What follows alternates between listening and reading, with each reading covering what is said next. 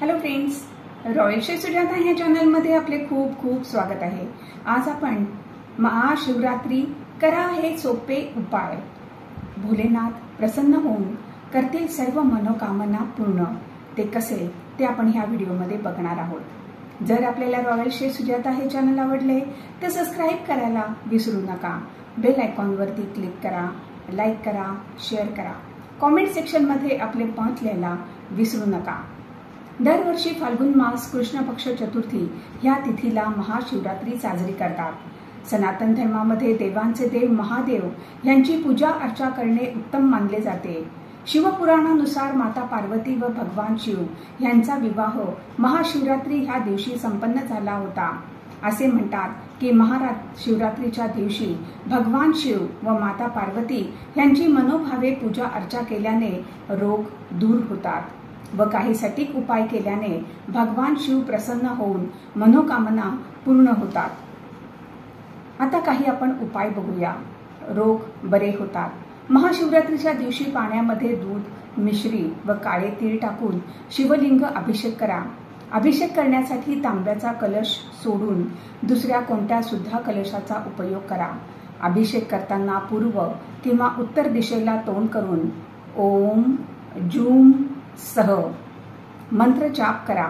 धार्मिक मान्यता अनुसार असे केल्याने रोगापासून लवकरच मुक्ती मिळेल, मनोकामना पूर्ण होतील। महाशिवरात्री ह्या दिवशी 21 बेलाची पानं घेऊन चंदनाच्या पेस्टनी त्यावरती ओम नमः शिवाय लिहून आपल्या मनामध्ये आपली मनोकामना बोलून एक बेलपत्र शिवलिंगावरती अर्पित करा। असे केल्याने आपल्या मनोकामना पूर्ण होतील, विवाह लवकर होईल। जर कोणाच्या विवाहामध्ये अडचणी येत असतील तर महाशिवरात्रीच्या दिवसापासून रोज केशर मिश्रित दूध अर्पित करा। असे केल्याने विवाह लवकर होण्याचे योग जुळून येतील। भगवान शिव यांना पिवळ्या रंगाचे फूल अर्पित करा।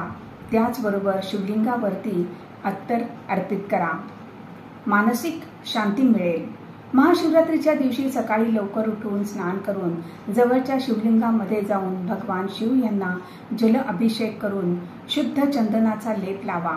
मग मंदिरामध्ये थोडा वेळ शांतपणे बसून ओम नमः शिवाय या मंत्राचा जाप करा। त्यामुळे मनःशांती मिळेल व रोग बरे होण्यास मदत मिळेल।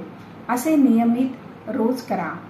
अन्य उपाय, महाशिवरात्रीच्या दिवशी नंदी म्हणजेच बैलाला चारा खाऊ घाला। त्यामुळे कष्ट निवारण होऊन जीवनामध्ये सुख समृद्धी येईल व मन प्रसन्न होईल। शास्त्रामध्ये अन्नदान हे महादान समजले जाते। या दिवशी गरीब लोकांना भोजन द्या।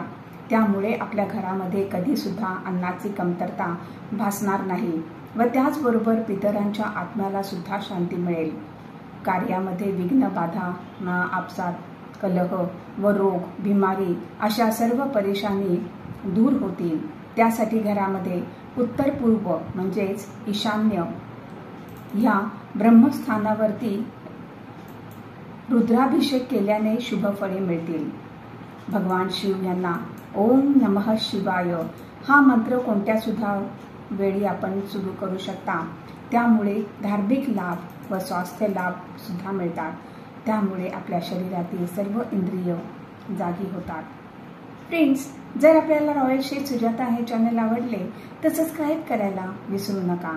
यापुढे सुद्धा आपण अशीच उपयुक्त माहिती बघणार आहोत। धन्यवाद।